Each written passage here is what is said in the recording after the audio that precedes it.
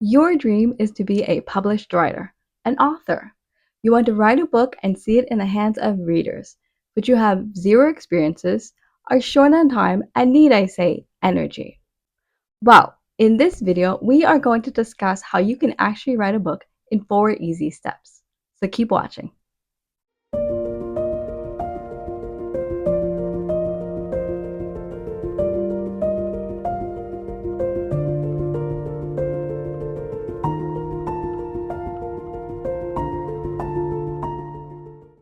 Hello, my lovelies. Welcome to A Writer's Corner with me, Lisa Shimkes. I'm an author, ex-teacher, and mother of two. I use this channel to teach and inspire you to write.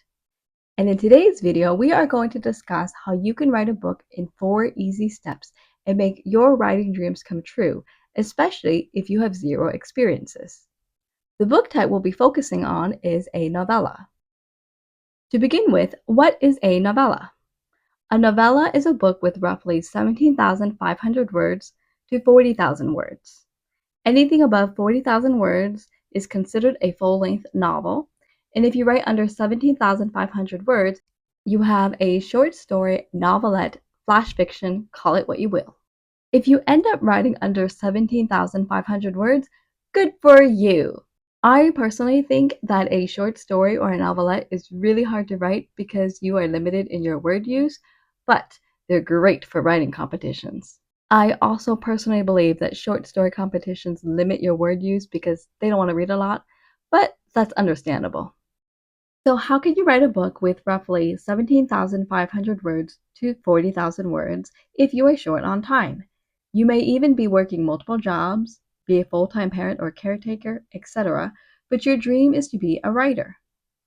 Well, I'm going to share with you the process that has helped me to write 4 books so far. See the description box on each of these books.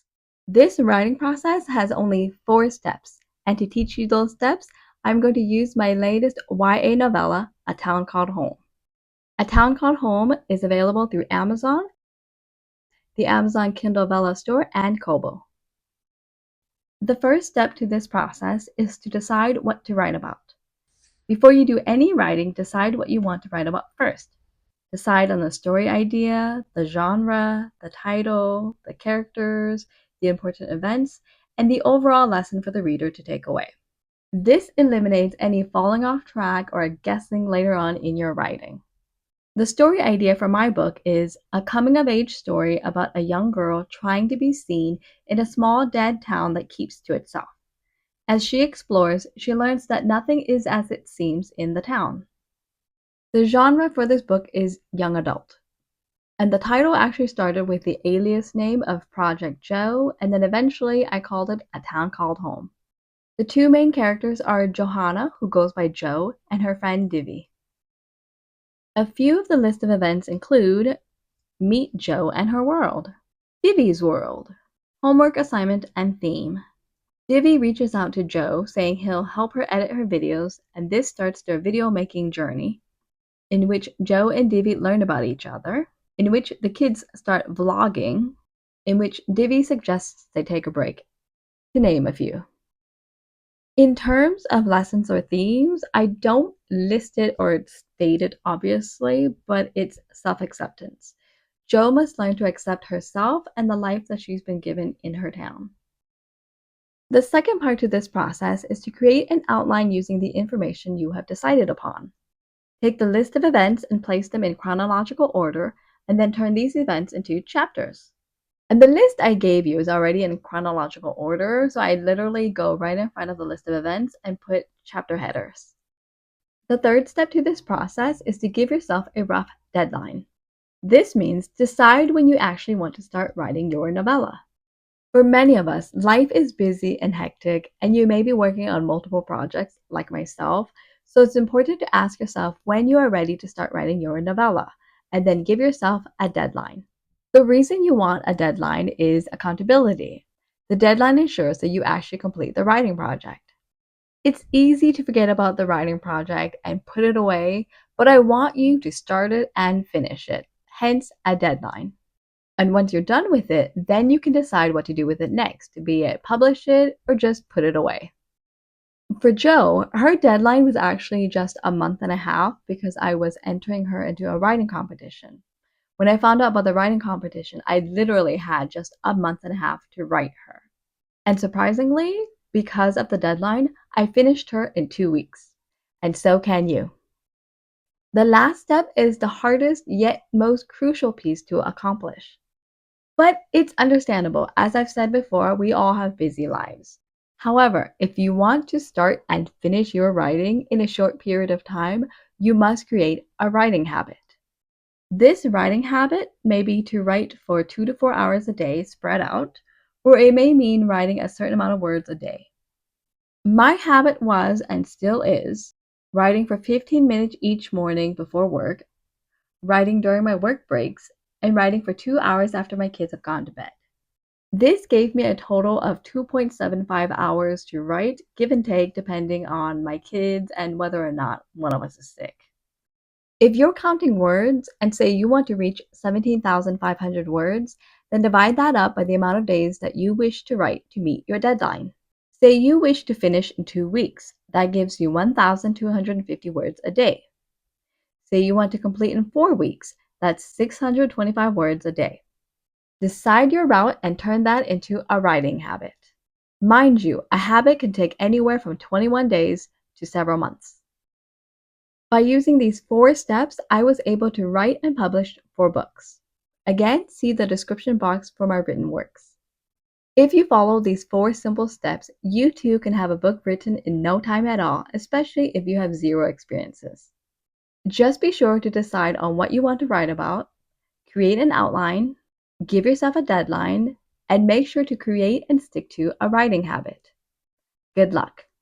That's all I have for this video. Thank you so much for watching. If you found it helpful, don't forget to like the video and subscribe to this channel for more in the future. And if you need more writing inspiration videos, check out the ones on the screen and I will see you there. Take care and have fun reading and writing. Bye! Do you have a book in mind that you are dying to write, but you have no clue how to start it, let alone finish it? Chances are you are struggling with this one thing. This one reason is why you struggle to finish writing your book.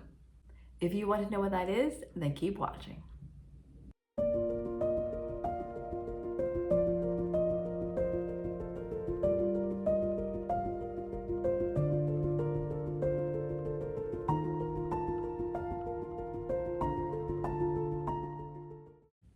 Hello friends, I want to start off by saying I am so sorry for the sound quality of this video. I did not realize that my adapter for my microphone was not working, so please bear with me. Hello lovelies, welcome to A Writer's Corner with me, Lisa Shimkis. I'm an author, ex-teacher, and mother of 2 little ones. In today's corner, we are discussing why you are struggling to write your book.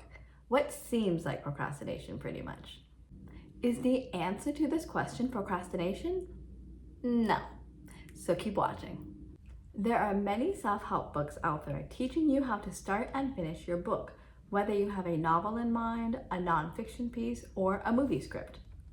However, from my own personal experiences, they don't help. And it's not because of the writing or the information, but rather my brain's functionality. You see, it took me a long time to learn that I have ADHD. ADHD stands for Attention Deficit Hyperactivity Disorder. This also falls under the neurodiversity umbrella, which to me is because this means that more and more research is being done to understand those of us whose brains don't function like the norm. However, I'm not here to teach you about neurodiversity nor how to cope with ADHD, but I do have some videos on that which you can view after this one. Instead, let's talk about procrastination, or what looks like procrastination, and what the actual problem is to you struggling to write your book. First off, what is it not?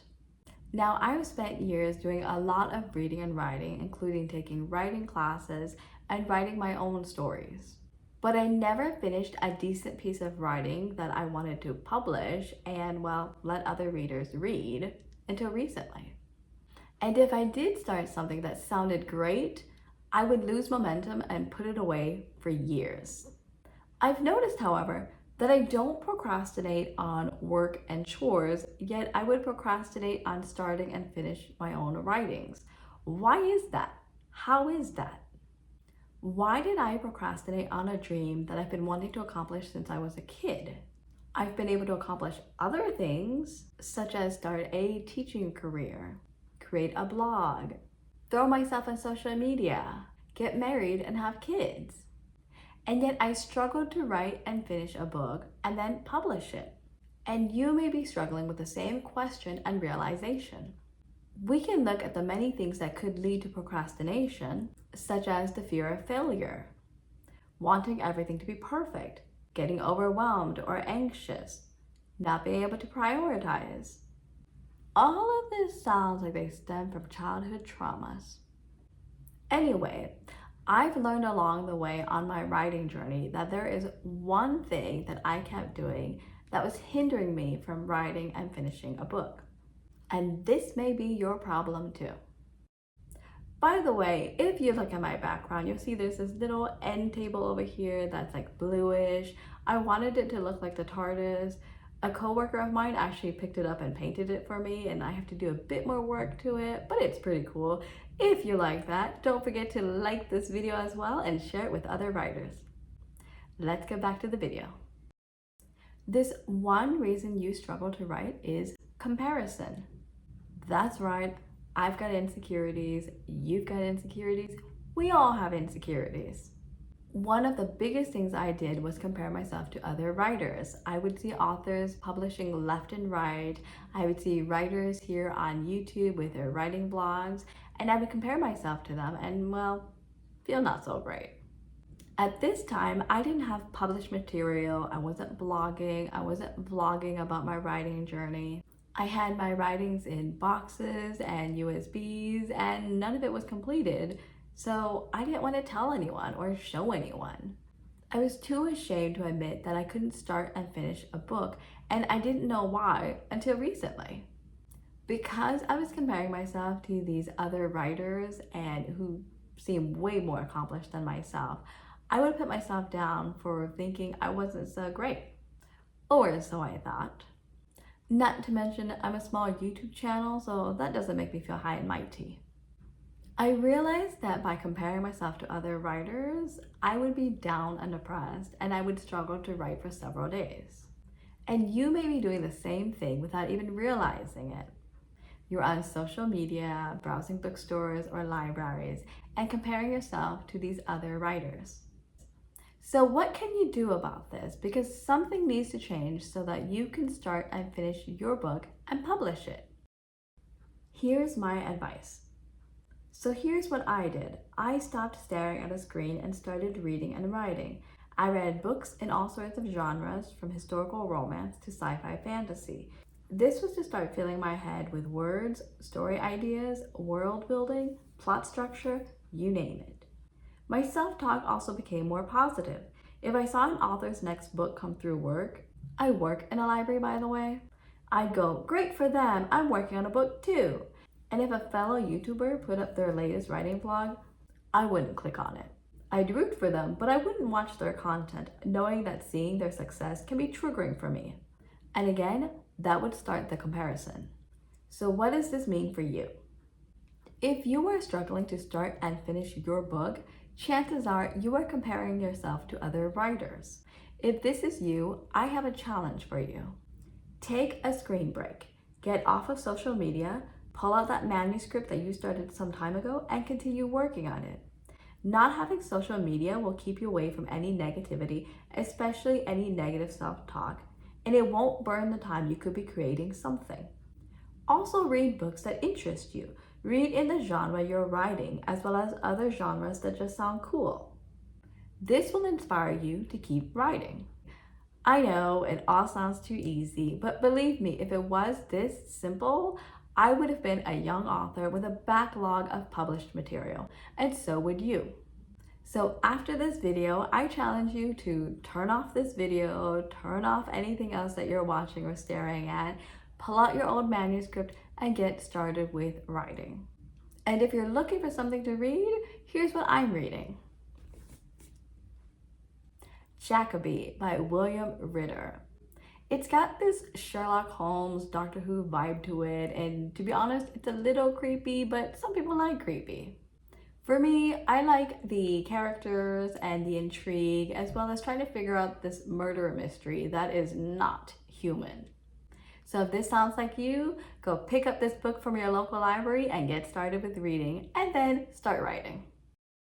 If you're still here, thank you so much for watching this video. I hope it was helpful. Comment below with what may be hindering you from starting and finishing your book.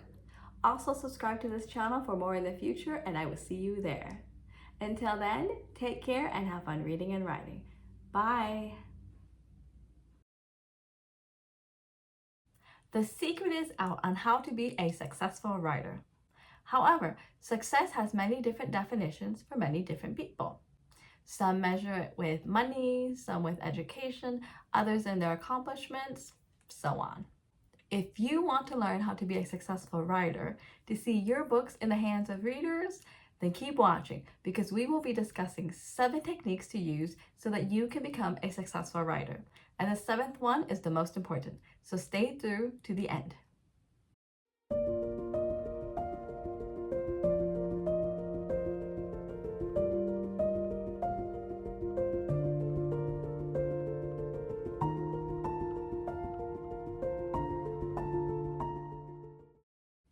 The first habit of successful writers is to have a writing habit. A habit is defined as a settled or regular tendency or practice. According to James Clear of Atomic Habits, habits form just from the micro changes that you make to your life. And these tiny changes can become a habit in roughly 21 days. So in 3 weeks, you could have yourself a writing habit. But what does this writing habit look like? Set aside a specific time to write. This could be 15 minutes as soon as you wake up, 30 minutes in the afternoon, or an hour in your day.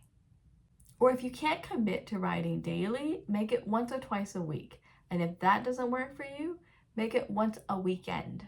Whatever your schedule may be, make writing a habit. The second thing successful writers do is having a ritual around their writing time. No, I'm not talking about burning incense or praying or meditating, although you are free to incorporate that, but rather I'm talking about the time, place, and environment. As mentioned before, choose a specific time to write. And during this time, choose a place that you can return to every time you write. Some authors have an office, a specific place in the house. Some go to the coffee shop or the hotel. They have a shed or a she shed, or even in bed. Trust me, I love writing in bed because it's comfy. As for the environment, have it be clutter-free, because a clutter-free space will give you a clutter-free mind. This means you won't be wandering around the house trying to clean up when you should be writing. Therefore, your writing space should have minimal distractions. The third habit is to read in your genre. If you are writing sci-fi fantasy, read works by other authors in sci-fi fantasy. If you're writing a historical romance novel, read historical romance novels. And if you're writing horror, read horror novels. Not only will you need these titles when you are writing a query letter to an agent, but you will need to study the genre you are writing in. This is one of the biggest mistakes that beginner writers make. They just think, hey, I like to write, I'm going to write a book. I am guilty in this area too. But then they can't figure out why they keep getting rejected or why they can't finish their manuscript. By reading and studying how authors write, you will learn how to start and finish your own writing. There are also patterns in how each genre works, so you will need to read to figure out how to captivate your audience and keep them glued all the way to the end of your own book. So read in your genre of writing. Another mistake that beginner writers make is not incorporating movement into their writing time. I admit this is a secret I didn't know about, but it is something that I do because I have undiagnosed ADHD. Therefore, it helps. So what could this movement be? Getting up and walking around for 10 minutes. going for a run, doing push-ups, or chatting with a friend, colleague, or partner. Allowing yourself any form of movement gives your brain a break. Therefore, when you return to writing, your brain will be ready to go. It is such a simple but crucial step to being a successful writer. I wish schools and more workforces would incorporate breaks into their day. They would have more energized students and staff. The fifth habit is to have hobbies outside of writing. Believe me when I say not every writer writes 24/7. Are there authors who write nonstop? Yes, but you don't have to be in this category in order to be successful. Pick up other hobbies. This could be playing a sport, cooking, dancing, playing chess. I want to say, please don't watch TV as a hobby, but at the same time, I enjoy watching documentaries. So here's what you should do if you enjoy some screen time. Use it as a brain break or research time. Treat it like you would if you were reading or incorporating movement into your writing. Please don't binge watch TV shows or movies because the time you spend doing that could have been your writing time and you may regret it. Why do you need hobbies? To give yourself a brain break, to change things up, and to keep yourself motivated in your writing and in life. So go enjoy your hobbies. The next thing you need is to spend time with others.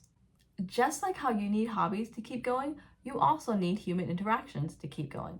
We are social beings. We thrive off of human connections. So make time for friends and family. And if you're going, but I don't have any friends, then go get some. Join online social groups, attend meetups at church, hang out with your coworkers. There are many ways to create friendships. And heck, if your family are your friends, then go hang out with your family. And lastly, stick to a goal. Habit building is all about goal orientation. Consider why it is that your teachers or professors give you a rubric at the beginning of a project or an essay to give you a goal. Now you must give yourself a writing goal. Ask yourself, what do you want to write about? How long do you want to take? How many chapters or words do you want to accomplish? When do you see yourself reaching out to an agent or publishing on your own? Answering these questions will give you a goal. And if you have no clue where to start, then start by reading. See what authors are producing, what intrigues you, and go from there. Check out my writings in the description box. In conclusion, these are the 7 habits that successful writers keep to. If you want to be a success as well, then start incorporating these no longer as secret habits into your life. And before I go, you're going to need some writing inspiration as well, so go check out the videos here, and I will see you there. Until then, take care and have fun reading and writing. Bye!